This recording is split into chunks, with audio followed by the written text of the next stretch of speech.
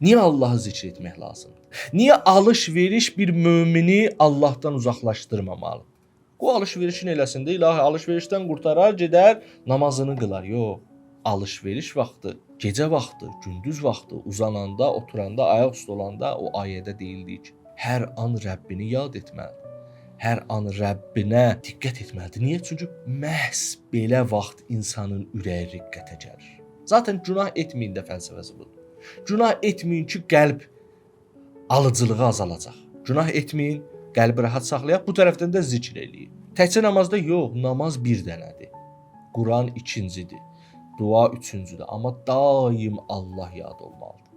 Daim Allahla bahəm olmalıdır. Məiyyət də budur, Allahla bahəmlik də budur. Allah ona görə deyir, mənlə bahəm olmaz.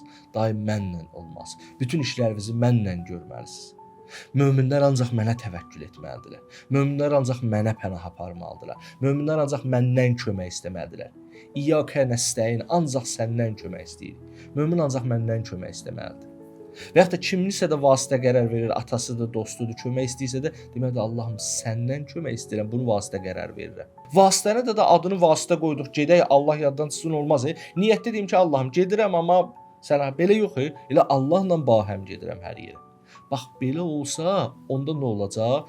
Qəlbdə dəyişikliyi hiss eləyə bilərsən. Qəlbin iştirakını hiss eləyə bilərsən. Yəni Allah bilirsiniz niyə deyir mənimlə bahəm olun?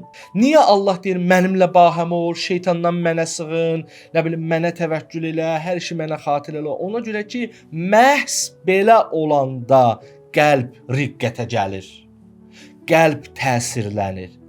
Qəlbin riqqətə gəlməsi, təsirlənməsi də onun qidalanması deməkdir. Qidalanma nədir? Təkamül deməkdir. Deməli, qəlb artıq Allaha tərəf gedir.